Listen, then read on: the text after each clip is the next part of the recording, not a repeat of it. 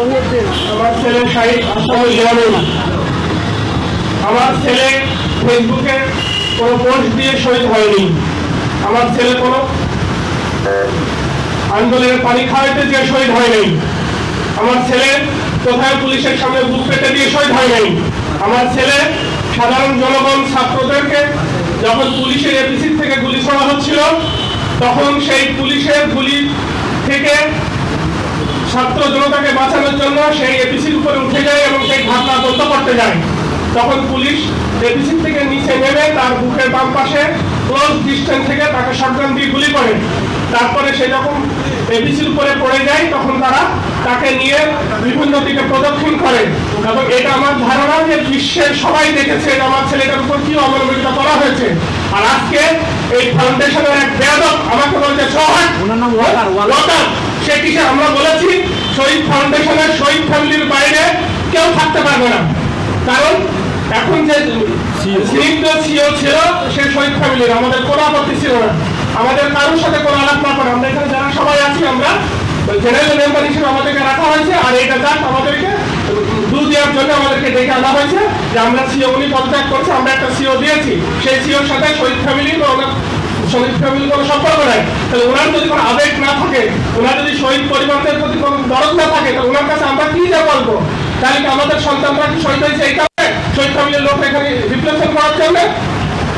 আর ওনারা বলছে যে আমরা কোয়ালিফাইড লোককে বসানো হয়েছে। আমি বলছি যে কে কোয়ালিফাইড না শহীদ ফ্যামিলির ভিতরে?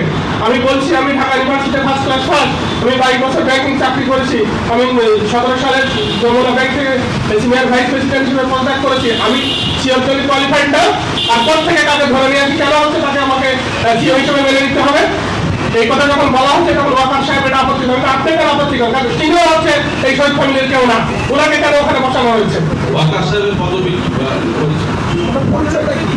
ওয়াকার সাহেব ফাউন্ডেশনের ট্রেজারার ছিল, উনি আছেন এবং উনি প্রবলভাবে আপত্তি করছে যে এটা চেঞ্জ হবে না। কেন চেঞ্জ হবে না? আমাদের আবেগের কোনো মূল্য নেই। শহীদ ফ্যামিলি আমরা বলেছি যে সিও এর আগেও শহীদ ফ্যামিলিতে ছিল, এখনো শহীদ ফ্যামিলির ভিতর থেকে দিতে হবে এবং যোগ্যতর লোক আছে তাদেরকে আপনারা বসান। এনারা বলছে না এটা চেঞ্জ হবে, আমাকে বলছে সংবিধান করেছেন। আমি বলছি যে বাংলাদেশের সংবিধান যেখানে আমাদের ছেলেদের রক্তের বিনিময়ে চেঞ্জ করতেছি, আপনাদের ফাউন্ডেশনের সংবিধান চেঞ্জ করা হবে যে ফাউন্ডেশনের সবসময় সিও শহীদ ফ্যামিলি থেকে আসবে, নাহলে তো আমাদের কথা এমন। আমি সাধারণ মেম্বার হিসাবে বিভিন্ন শহীদ ফ্যামিলির সাথে যখন কথা বলেছি, তখন এখানকার যারা সহযোগিতামূলক তাদের আচরণ পায় না, প্রফেশনাল বলে প্রফেশনাল আচরণ পায় না, তাদের পর থেকে কেউ তো ওখানে শহীদ ফ্যামিলির কেউ নেই। এমনকি ফাউন্ডেশনের যারা আহত তাদেরকে কর্মসংস্থান দেওয়া উচিত ছিল। ফাউন্ডেশনের অধিকাংশ কর্মচারী আহতও না, তারা আহত যোদ্ধাও না, তারা শহীদ ফ্যামিলিরও কেউ না। এটা তাদের আমরা ওয়াকার ট্রেজারার হিসাবে তার পদত্যাগ দ্রুত দাবি করতেছি, কারণ সে কোনো শহীদ ফ্যামিলিকে বলতে পারে না যে সো হট ননসেন্স। ওয়াকার শহীদ ফ্যামিলির শহীদ ফাউন্ডেশনের ট্রেজারার বর্তমান কমিটিতে আছে।